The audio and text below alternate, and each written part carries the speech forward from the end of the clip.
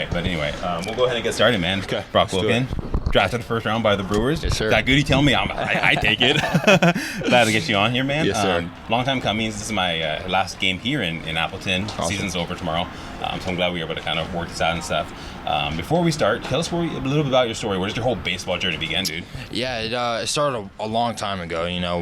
I picked up a golf club, and that was kind of the first steps to it, and started swinging that like a baseball bat. And Sure. Parents were like, "All right, well, I guess we should try this." Yeah. And ever since then, it's been nothing but baseball my entire life. Since I could remember, it's just baseball, and I love every single second of it. Yeah, dude. And shout out to your parents, man. I was just having a conversation with them. I asked them, I said, "Yo, give me a good story. Like, give me something I can like poke fun at him." And they said, "Ask you about the scar in the back of your leg." I believe they said.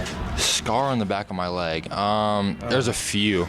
I don't know. I said, "Give me something funny." That's what they told me. So I don't know if that. We used to do these wars at my house with airsoft guns. Oh, sick. And so we would probably just come a little bit too close to shoot each other. Yeah. So there's a few of those. Scar on the back. Another one is I wore the same sliding shorts for about 3 years, and that just had immense holes in them.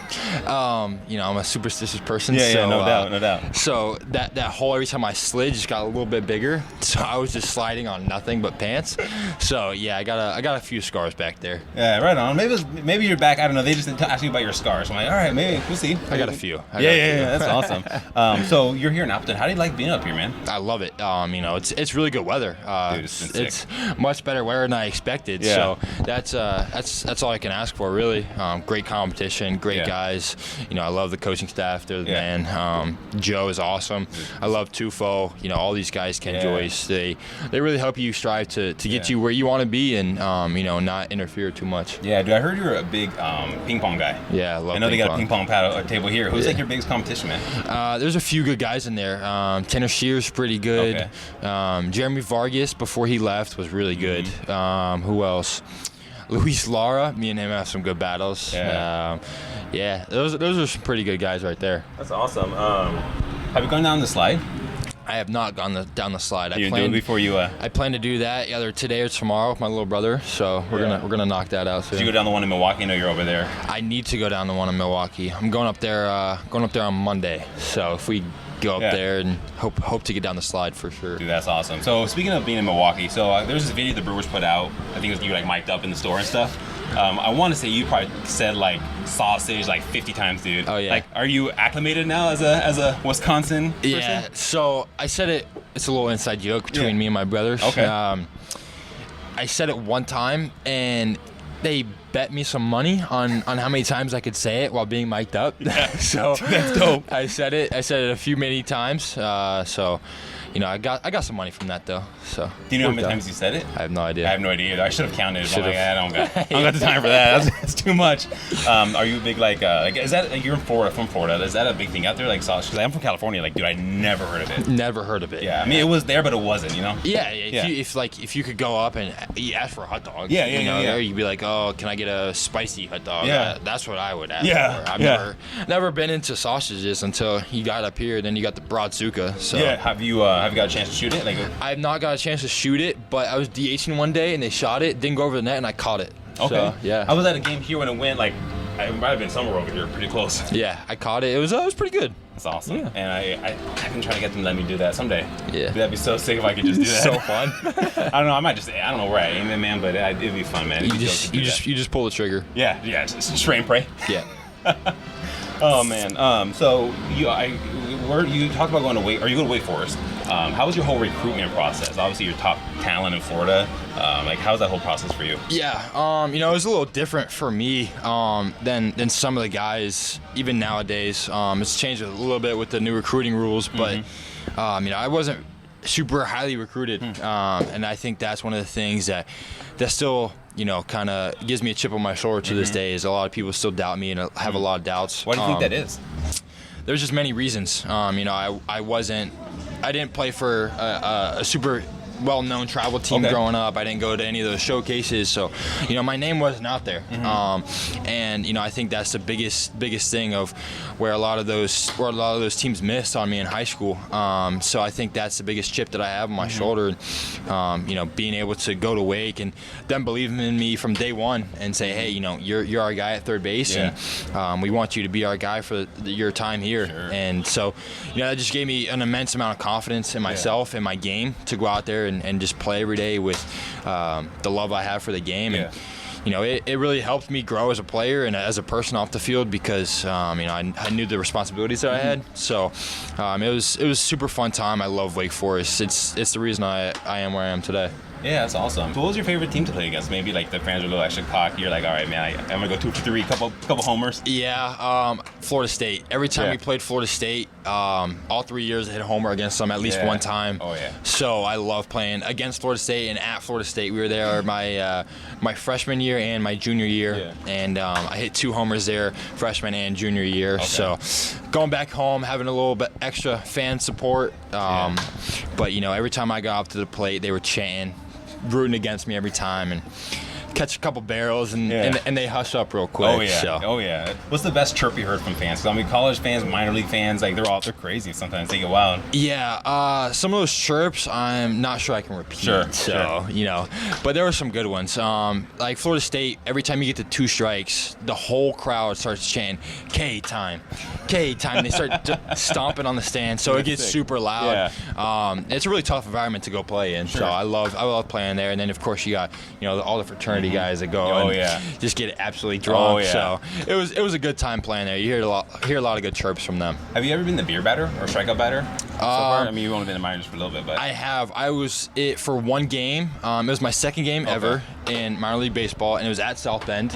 And I think I was 1 for 2 with 2 walks, and I didn't strike out. And I was like, oh my god, I'm so happy. And I've never been it since. The pressure on you, man. Like you don't want to strike out because you don't want, especially if it's opposing fans. Exactly. It's cool. Culver's, you in or you're out? In on Culver's. Okay. Me and my roommate Bob Moore have a little addiction to Culver's, especially late night Culver's ice cream. Yeah. So I think it's actually custard. I learned that as I came here, which is another thing I never even knew existed. It's the same thing. Yeah, it's literally the same. That's cool. Yeah, it was.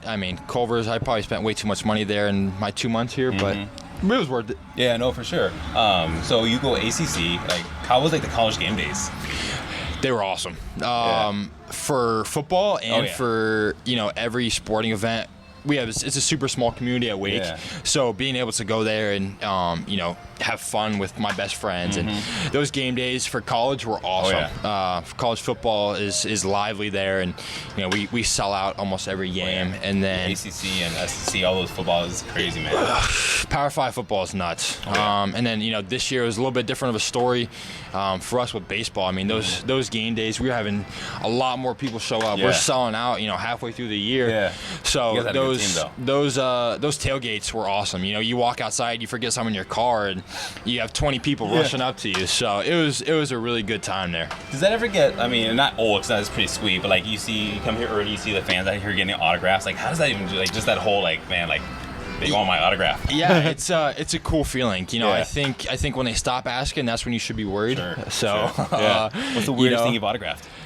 Weirdest thing I've autographed? I don't know. I've autographed some weird things. A croc has been one of them. A croc, a few crocs. Someone's Slurpee cup. Okay. Yeah, I've autographed a Slurpee cup. That was in a away series. I don't know where we were at, but those have been the top 2 weirdest things I think. Yeah, that's crazy, man. When was your if to when moment when you were in college thinking you stopped saying if I get drafted and started thinking to yourself, when I get drafted, I'm kind of a dog, launching home runs every other day. Yeah, I think that moment happened a little bit sooner in high school. Whether it was out of high school or whether it was in college, I knew that day was going to come. It was just a matter of when it was, whether it was after high school or after college. But I think that happened my freshman year. Same thing. My coaching staff in Florida was I'm really grateful for them because same thing, they believed in me from day one, and ever since I stepped foot there, I played every single game on varsity, whether it was at third, whether it was behind the dish. I played every single game on varsity, and that kind of just gave me a lot of confidence of like, I can really do this. And then as soon as I started getting recruited, it was like, all right, I really have a shot of playing after college, and it's always been a dream. It's every little kid's dream that plays baseball. So being able to fulfill that is honestly one of my biggest dreams come true. That's awesome. You mentioned you were a catcher behind the dish. When did you stop being a catcher? I honestly didn't stop catching until the end of sophomore year at Wake Forest. Okay. It was kind of crazy. My freshman year, they're like, hey, we want you to come in and play third base. I'm like, all right, cool. I get there, one of our catchers gets hurt the first week, and we only had one other catcher, and they're like, hey, we need you to put you behind the dish. And so I caught every scrimmage from the fall until opening day. So from the fall even into spring ball and all that stuff, all those inter squads, I was catching. That's dope. So and then in the fall of a little bit, my sophomore year, after that they were like, all right, we're done. We don't need you anymore. And I was like, all right. What do you like better? Like, you like catching or playing on third base? It's a bit of both. I think naturally, where I grew up playing is behind the dish, and I love calling my own game. I've been doing that since I was really little. So I love controlling the game in that aspect. But I also love making pretty sweet diving plays at third. So it's got its pros and cons. Yeah. That's awesome. I mean, you see how hard these guys are throwing. I was talking to Matt Wood, and he was showing me his finger. His catching finger is swollen compared to his other hand. Yep. I'm like, dude, I could not be a catcher. Troopers. Man. Those guys are troopers. Talking about how he was catching Miz and like Abner Uribe in spring training and stuff. Like, that guy did like 102 or something.